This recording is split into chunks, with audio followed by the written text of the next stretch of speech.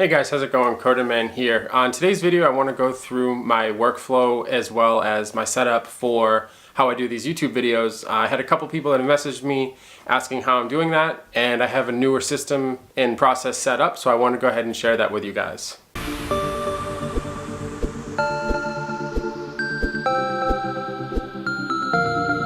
So first off, I have the, I have like the GoPro, and then I have a Hero 5 somewhere around here on my desk, or in my office rather.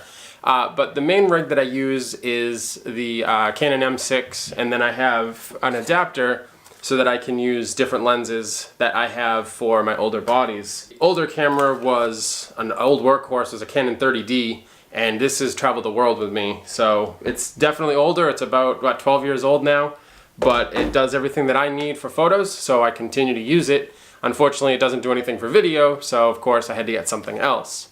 For in-car, I use a Rode lav mic, just kind of attaches right in this general area, and then it hooks into my iPhone.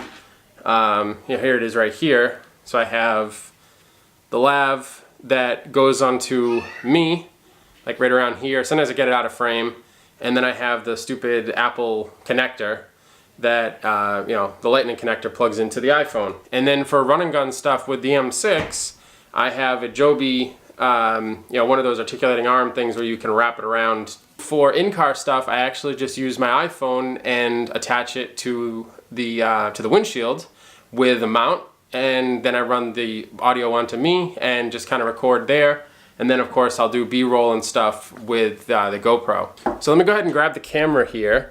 And the audio is going to get a little different because I'm going to flip the camera around. But let me go ahead and flip.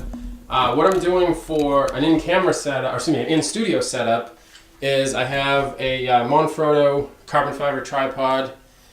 I have a work light, Husky work light, 2500 lumens, LED, pure white, on a Husky stand, which you can see here. And then let me just zoom out just a little bit.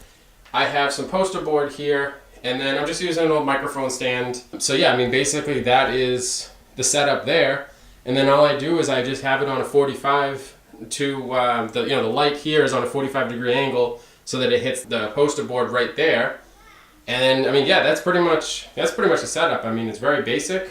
To add a little bit of extra to my videos when I'm in studio, is I have a remote here, and I can go over here to my desk. And I actually have LED strips on the back of my desk where I can change the colors. And I found that this light here, it looks kind of bluish on camera, but it's actually white. And that works really well for a backdrop, which you probably saw in my last video. One additional thing that I wanted to mention in regards to lights is the setup I'm using right now costs about 50 bucks. But what I'm really hoping to get is this aperture light setup, which as you can see is a lot more than 50 bucks. But what's really cool is it has this light dome. It has an awesome reflection, and then it has a diffuser.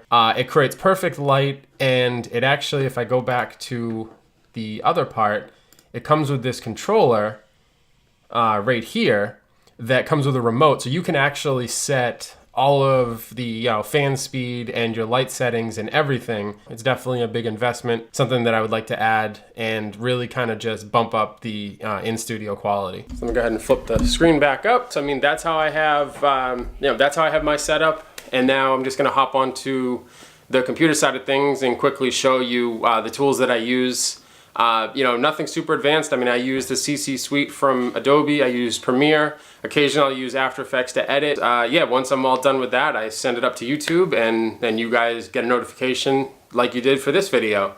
Okay, so now that I'm sitting in front of the computer here, basically my setup is I have all of my YouTube content in Dropbox, and that allows me to have everything in a central place, and then I can use it on my laptop or my desktop, depending on what I'm using.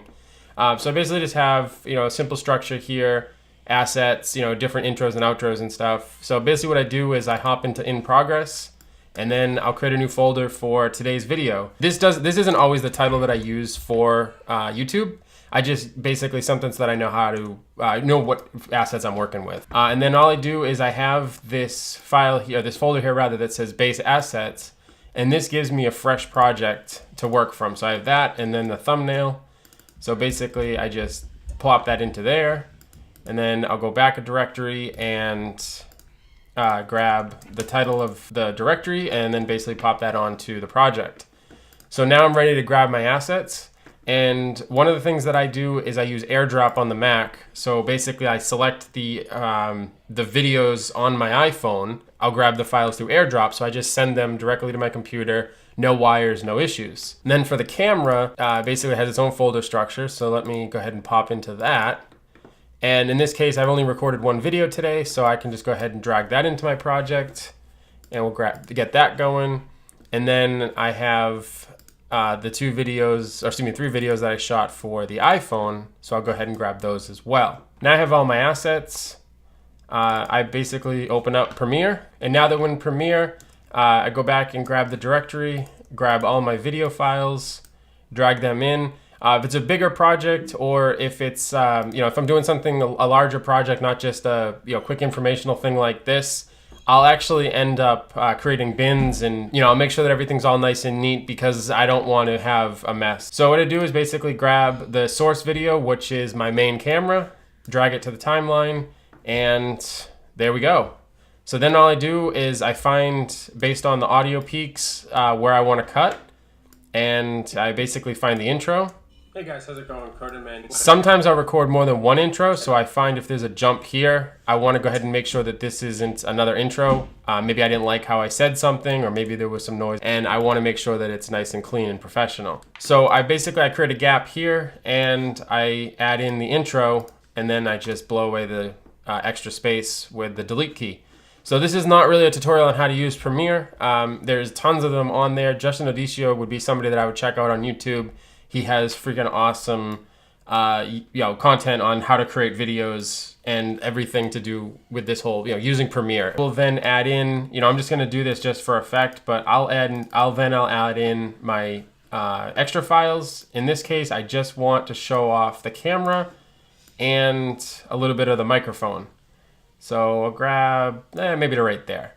So basically set my ins and outs and drag just the video clip to my timeline. So then the last thing I do is, of course, would trim this. Then I basically just throw my outro up against the dead space. And the last thing that happens, of course, I have this file here is much longer, so I'll go ahead and do that. So the intro, the outro plays. Then the last thing I do is I go up to File, Export Media. I pick the output location. Sometimes it remembers where I am, most times it doesn't. I just grab the video from the Premiere file so I know everything's good. I go down here to Presets, choose 1080p, and then what a lot of people do is they'll hit Export, which causes Premiere Pro to run really, really slow because it's basically trying to do everything. What I actually do is I use the Adobe Media Encoder. So once I'm in here, it's basically going to pull over the files. I make sure that it's going to the right location, and then I hit Start Encoding. So now it's going to run through and do that whole process.